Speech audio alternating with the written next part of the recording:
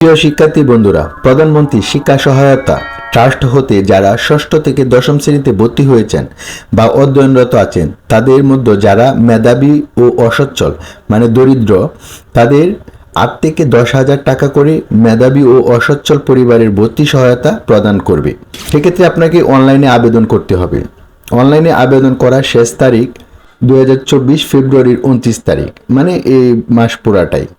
সেক্ষেত্রে আবেদনের আগে আপনাকে প্রয়োজনীয় কিছু কাগজপত্র লাগবে। আপনি যে পরীক্ষায় পাশ করেছেন তার সত্যায়িত নম্বরপত্র, আপনি যেই শিক্ষা প্রতিষ্ঠানে আছেন সেই শিক্ষা প্রতিষ্ঠানের প্রধান শিক্ষক কর্তৃক সুপারিশ, আপনি যে প্রতিষ্ঠানে লেখাপড়া করতেছেন সেই প্রতিষ্ঠানের প্রধান শিক্ষক কর্তৃক একটা সুপারিশপত্র লাগবে, যা আপনার আবেদনের সময় এগুলা কাজে লাগবে।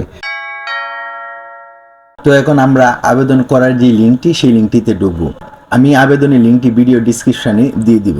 তো প্রথমে আপনি ঢুকবেন mygov.bd, এটা লিখে সার্চ দিবেন। তো এটা লিখে সার্চ দেওয়ার পর দেখেন এক ঠিকানায় সরকারি সেবা, মানে আপনাকে ওই সাইটে আপনাকে আবেদন করতে হবে। তো এখানে দেখতেছেন লগ ইন করুন এবং রেজিস্ট্রেশন। আপনি যেহেতু নতুন আবেদন করবেন সেক্ষেত্রে কিন্তু লগ ইন প্রথমত করতে পারবেন না, আগে আপনাকে রেজিস্ট্রেশন করতে হবে। রেজিস্ট্রেশন করার পর আপনাকে লগ ইন করতে হবে। তো রেজিস্ট্রেশন করার জন্য আমি প্রথমে রেজিস্ট্রেশনে ক্লিক করব। তো রেজিস্ট্রেশনে ক্লিক করার পর দেখেন নতুন একটি অ্যাকাউন্ট তৈরি করতে হবে। তো যেহেতু আমাদের নতুন অ্যাকাউন্ট তৈরি করতে হবে, প্রথমে আপনার নাম, মানে আপনার নাম ইংরেজিতে, আপনার জন্ম নিবন্ধন বা আপনার আইডি কার্ডে যেভাবে আছে ঠিক সেভাবে আপনার নাম ইংরেজিতে দিবেন এবং মোবাইল নাম্বার, এই মোবাইল নাম্বারটা আপনার সাথে থাকতে হবে। এই মোবাইল নাম্বারে একটা মেসেজ যাবে, সেই মেসেজের কোডটা আপনাকে এখানে প্রদান করতে হবে। সেভাবেই আপনার নামটা ইংরেজিতে দিয়ে দিবেন।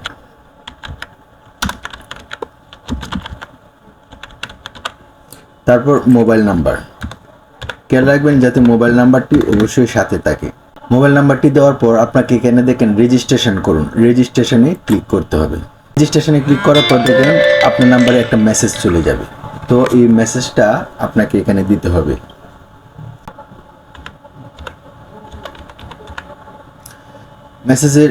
মেসেজ যে কোড নাম্বারটি, সেই কোড নাম্বারটি দেওয়ার পরে যে সাবমিট করুন নিতে ক্লিক করবেন। এখানে দেখেন নতুন পাসওয়ার্ড, মানে আপনাকে এখানে একটা পাসওয়ার্ড সেট করতে হবে যাতে পরবর্তীতে এই পাসওয়ার্ডটা দিয়ে আপনি লগ ইন করতে পারবেন। আপনি এখানে আপনার ইচ্ছা মতো একটি পাসওয়ার্ড দিয়ে দিবেন যাতে আপনি মনে রাখতে পারবেন।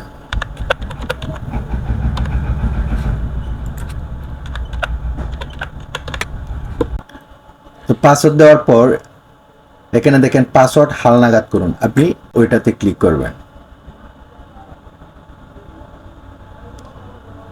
এখানে ক্লিক করার পর দেখেন অভিনন্দন, নতুন পাসওয়ার্ড সফলভাবে সেট করা হয়েছে।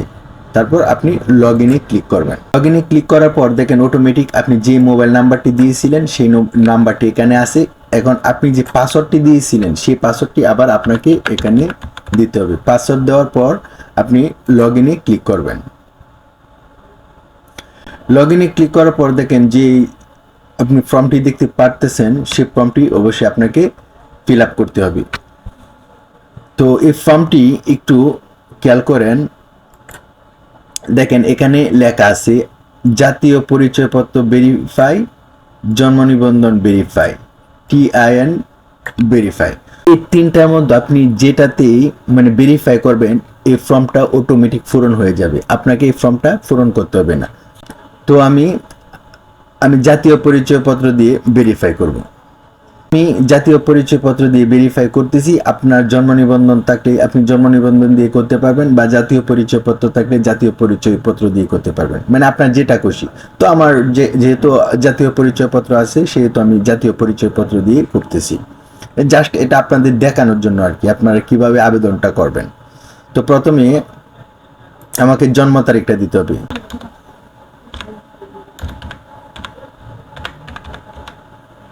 এখানে দেখেন জাতীয় পরিচয়পত্র নম্বর, আর আপনি যদি জন্ম নিবন্ধন দিয়ে করেন তাহলে এখানে আসবে জাতীয় জন্ম নিবন্ধন নম্বর। তো আপনি এখানে জাতীয় পরিচয়পত্র হলে জাতীয় পরিচয়পত্র, জন্ম নিবন্ধন হলে জন্ম নিবন্ধন নম্বর আপনি এখানে বসিয়ে দিবেন।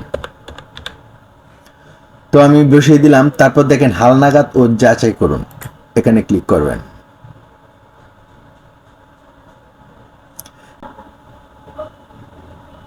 তো হালনাগাদ শেষ হওয়ার পর আমরা উপরে দেখব হোম লেখা আছে। হোমে ক্লিক করার পর আমাদের সরাসরি আমরা যেই আর্থিক সহায়তার যে আবেদনটি করব সেই লিঙ্কে আমাদের নিয়ে যাবে। এখন আমরা চলে আসলাম মূল আবেদনের যেই সাইটটি, সে প্রথমে একটু লক্ষ্য করুন, এখানে লেখা আছে মোবাইল ব্যাংকিংয়ের মাধ্যমে টাকা প্রদান করা হবে। মানে আপনাকে আপনার একটা নগদ অ্যাকাউন্ট থাকতে হবে। যদি আপনার নগদ অ্যাকাউন্ট না থাকে, আপনি যে নাম্বার দিয়ে আবেদন করবেন সেই আবেদনের নাম্বারটি নগদ অ্যাকাউন্ট করতে হবে।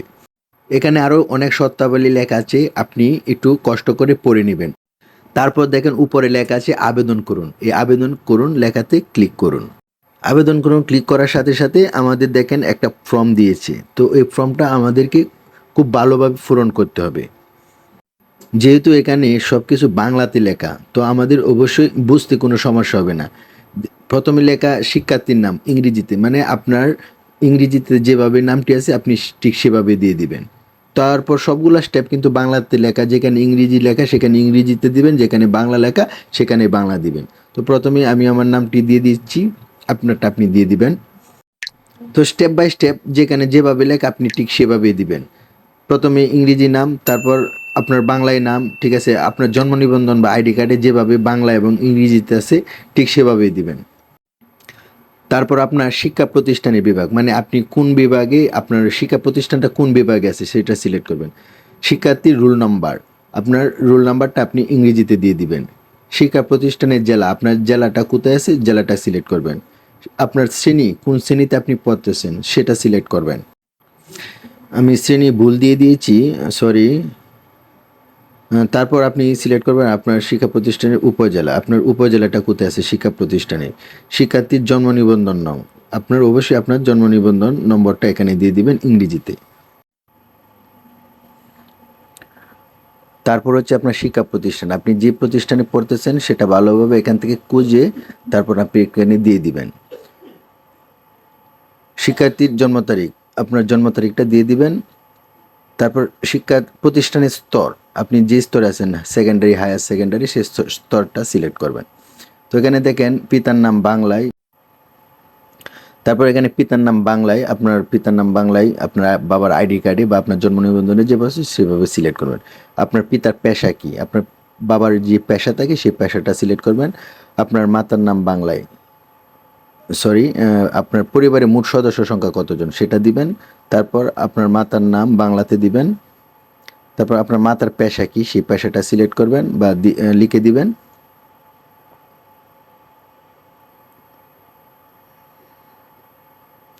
তারপর আপনার শারীরিক অক্ষমতা যদি থাকে, হ্যাঁ থাকলে হ্যাঁ, না থাকলে না। অভিভাবকের জাতীয় পরিচয়পত্র, আপনার অভিভাবক যেই হোক সেই অভিভাবকের জাতীয় পরিচয়পত্রটা দিতে হবে। তারপর অন্য আগে যদি কোনো বৃত্তি পেয়ে থাকেন তো হ্যাঁ দিবেন, না পেয়ে থাকলে না দিবেন। অভিভাবকের নাম বাংলায়।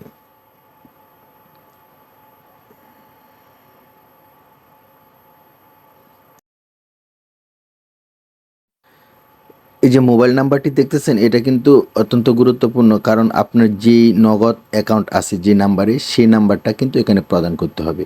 আর যদি না থাকে অবশ্যই আপনি এই নাম্বারে অ্যাকাউন্ট করে নেবেন নগদ, তারপর আপনি এখানে নাম্বারটা দিবেন। তারপর হচ্ছে আপনার এলাকা, মানে আপনি কোন এলাকা থেকে মানে বসবাস করতেছেন সেই এলাকাটা সিলেক্ট করবেন। তারপর আপনার মানে ঠিকানা, আপনার যে বর্তমানে যে ঠিকানায় বসবাস করতেছেন সেই ঠিকানাটা এখানে লিখে দিবেন।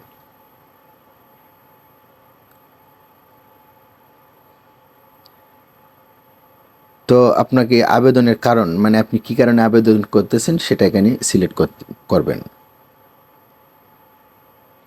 আমি দুস্থ লিখে, আমি দুস্থ সিলেক্ট করলাম। আবেদনের যৌক্তিকতা, আপনি কি কারণে আবেদন করবেন সে একটা কারণ দেখাতে হবে, সেই কারণটি আপনি লিখে দিবেন।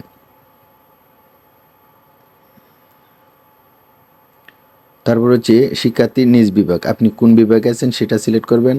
আপনার নিজ জেলা, আপনি কোন জেলায় আছেন সেটা সিলেক্ট করবেন। আপনার নিজ উপজেলা, আপনার উপজেলাটা সিলেক্ট করবেন। তারপর দেখেন এখানে সংযুক্তি, প্রথম হচ্ছে প্রধান, মানে প্রতিষ্ঠান প্রধান, বিভাগীয় প্রধানের প্রত্যয়নপত্র, এটা অবশ্যই আপনাকে স্ক্যান করে নিতে হবে বা মোবাইলে ছবি তুলতে হবে। শারীরিক অক্ষমতা বা প্রতিবন্ধী থাকে তারও একটা স্ক্যান কপি বা আপনি মোবাইলে ছবি তুলে রাখবেন আবেদন করার আগে। আর যারা আগে বৃত্তি পেয়েছেন, যদি অন্য কোনো বৃত্তি থাকে তো এই বৃত্তিরও একটা কপি আপনাকে এখানে আপলোড করতে হবে। তো যাদের শারীরিক ও মানসিক সমস্যা আছে তারা ওইটা আপলোড করবেন, আর যাদের আগের কোনো বৃত্তি আছে সেটাও আপলোড করবেন। তো আমি সেক্ষেত্রে শুধু স্কুলের প্রত্যয়নপত্রটা আপলোড করব। তো আপলোড করার পর আপনি আগে এটা ভালোভাবে যাচাই করবেন যে আপনার কোথাও ভুল হয়েছে কি না। তো সেক্ষেত্রে আপনার কসরাতে ক্লিক করবেন। ক্লিক করার পর দেখেন আপনার পুরো ডিটেলস এখানে থাকবে। তো আপনি কোথাও ভুল হয়েছে কি না আপনি পুনরায় সব কিছু যাচাই করবেন। যাচাই করার পর আপনি যে আবেদন করুন এখানে ক্লিক করবেন। তো আবেদন করার পর আপনাকে আবেদনের একটা নম্বর দিবে। তো সেই নাম্বারটি আপনি সংগ্রহ করবেন এবং ফর্মটা আপনি ডাউনলোড করে রাখবেন।